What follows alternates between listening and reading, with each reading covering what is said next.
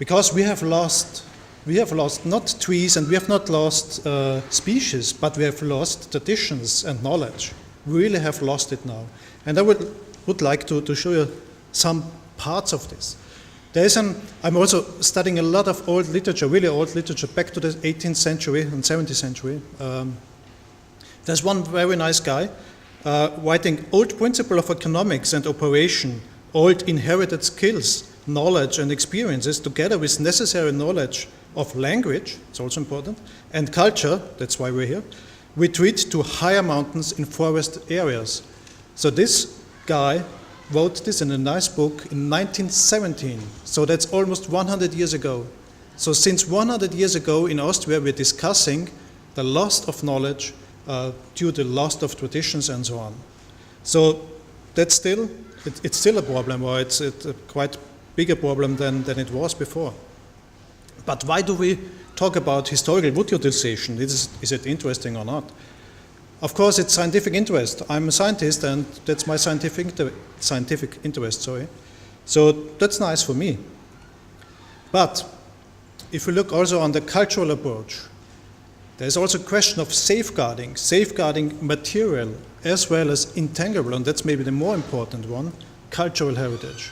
So that's quite clear for the material heritage. Yeah, we have to take care on our heritage. It's much more complicated on intangible material, cultural heritage. So if you look on the UNESCO list, you can find some articles presenting knowledge and practices concerning nature and universe. That's great. That's everything, but it's also including, I don't know, carving or what else. For example, we have two examples in Austria now on the list, on the UNESCO list. That's the harvesting of resin, of pitch, and the charcoal burning also. So that's just two examples which are now on the list in Austria. And I'm really quite sure that it's also knowledge for the future, to have a sustainable future, to have sustainable forests and so on and so on. So, because it's still the question, also in Austria, is the question, are we really sustainable? Do we have sustainable forests for the future or not? Can we use new, that means old assortments, not only the straight logs, what we know from the sawmills, and of course there will be some reprise of the old knowledge. So what do I mean by historical wood utilization? Here you can see a lot of different things, let's say. And everything what you can see here is meant by historical wood utilization. So each part which is made of wood is a part of historical wood utilization. So it's really everything what you can see here. Of course, it's completely different compared to Africa or somewhere else due to traditions and so on and so on. So that's the reason. So I started a long time ago dealing with dendrochronology, so dating old stuff, old wooden material. And so that's the reason why I was in contact with old wood. And so then we set up this really new scientific field of historical wood utilization, because I was really in contact with this material. And 2008 we started in Austria to setting up this network, and it was possible to bring together a lot of different scientific disciplines. So that's wood science, of course, including dendrochronology and so on. But there's also forest science, especially on the historical part of forest science. History, especially the environmental history, it's a very important part also. Archaeology, of course, because they find sometimes the really nice wooden objects.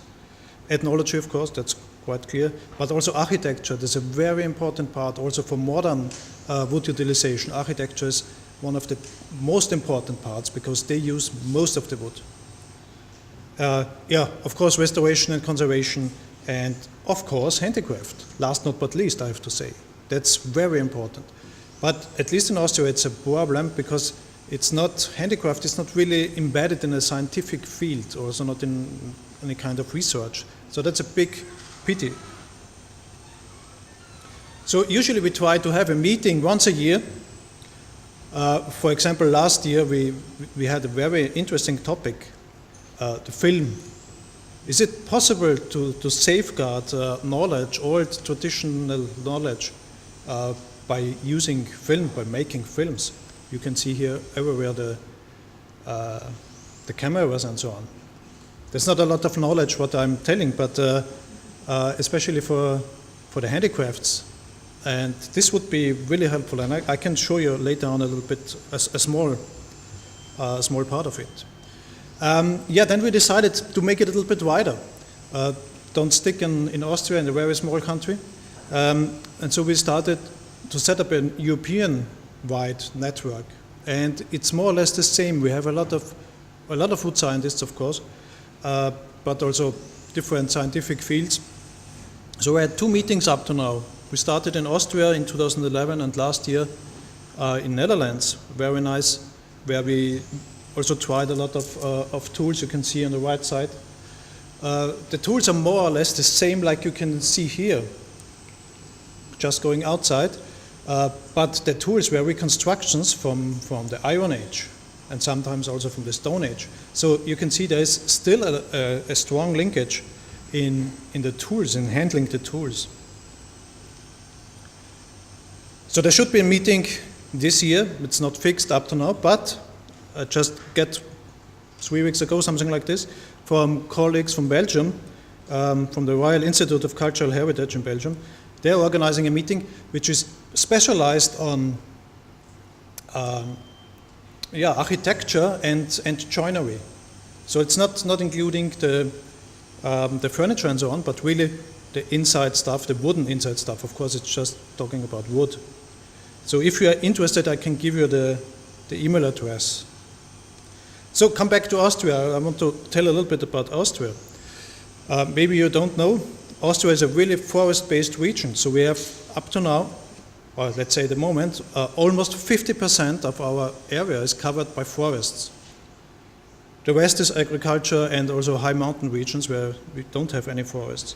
So we have still a very high amount of forests in our country. This was the same in former times. So what resources do we have on thinking on historical wood utilization?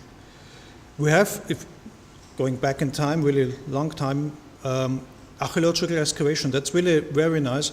And especially you can see here two pieces from Hallstatt. It's in central Austria, a small place where the people did salt mining for a long, long time, since at least 5,000 years. So that's a very nice resource to study what kind of species was used, what kind of structure was used, and so on. Then, moving to the modern, more or less modern time, we have wooden collections in museums. We have a lot of museums in Austria, sometimes very small sized and sometimes very nice, sometimes not that much to see. It's really completely different. And you can find, I would say in each of these museums you can find some wooden objects, at least some. So some of them are really dedicated to the wooden goods, and that's a very nice place where we're doing our studies. A colleague of mine just finished in the last 2 years mainly wood identification. So she did up to 10,000 or almost 10,000 determinations of wood species in such museums. What else do we have? Here the old literature I mentioned before. We do have old literature going back to the 18th century. And that's a very fine resource, especially the very old ones. And yeah, we try to find still some more literature on this and to edit it. What else? And that's maybe the most important part, and that's also the linkage maybe here to Africa, is what we call oral history, and especially the knowledge of handicraftsmen, or women, of course. That's maybe the most important. I can show you, or will show you an example at the end. So let's come to an example. The archaeologist found, it's a long time ago, this very nice wooden box It's a wooden box. You can find some remnants of a milky product, so it's like a cheese more or less. So it was quite clear that this was used to at least keep cheese. This was 600 before Christ, something about 600 before Christ, so 2,500 years ago.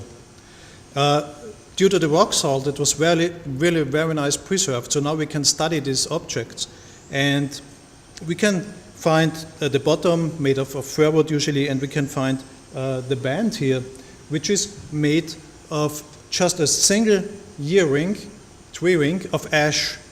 So ash is a ring-borer species, which is perfectly possible to split, but I will show you later on. Because this is really just a single tree ring, which is exceptional, I would say. So we did also some computer tomography, X-ray computer tomography, to study also the rings, because we would like to date it, dendrochronology. And it's also possible to study, for example, the nailing of the bottom and so on. So it's a very nice tool. If you are not allowed to destroy, of course we are not allowed. There are just 4 examples of these boxes available. Looking at the museums, I've shown you the archaeology, now back to the museum. There's a small region in Austria, by the way, it's very close to Hallstatt, it's also in the central part, where you can find baskets like this, for example, could look different.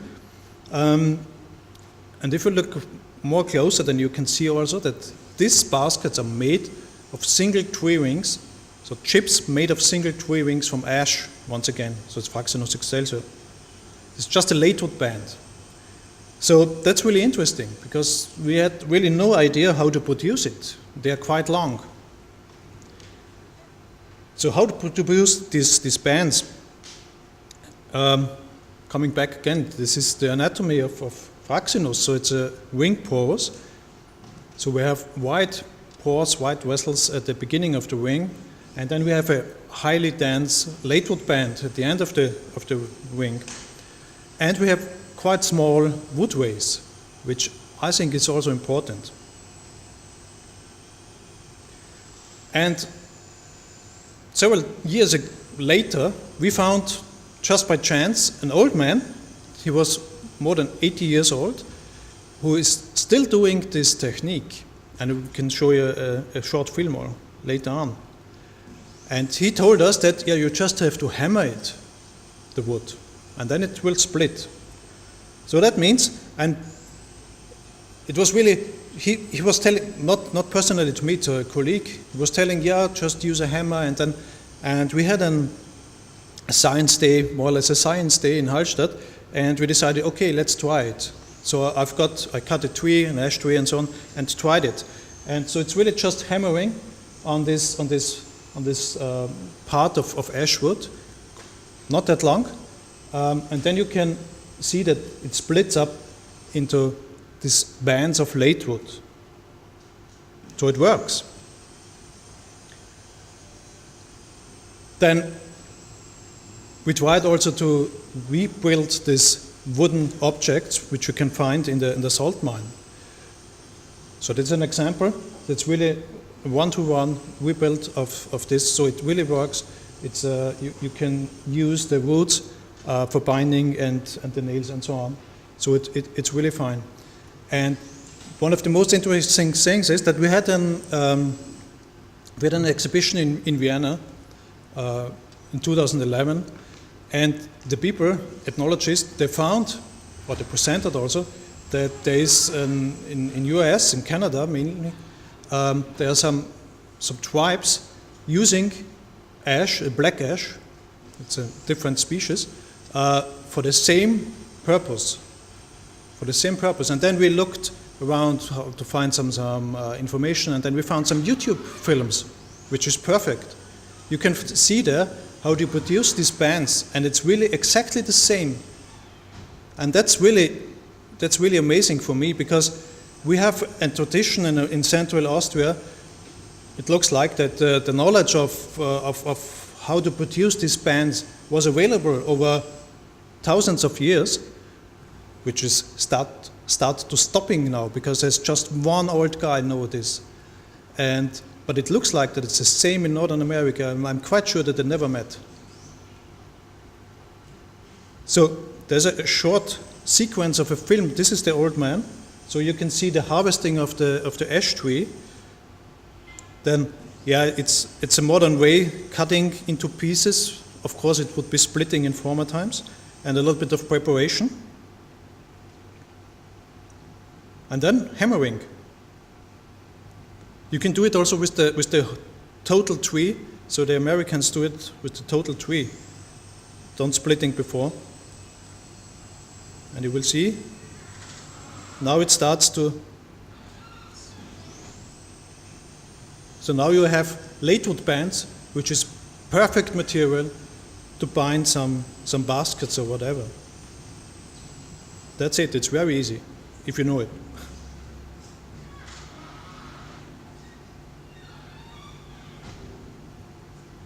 Yeah, and that's the way to the end product. These are the big baskets with heavy loads and so on. So that's not a small one for apples or something like this, for fruits. Really big ones for collecting whatever, so really heavy loads.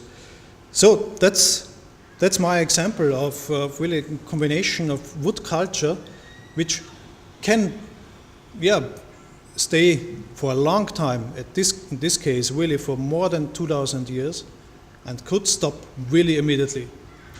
And that's my get-home message. Try to stop this loss of knowledge, because maybe you have here a better chance to stop this knowledge, the loss of knowledge. We have lost it in Austria. I really have to tell you that we have lost it, and that's really a pity. And that's what we try to, re-establish more or less. So many thanks for your attention, and if there are some questions, you're welcome.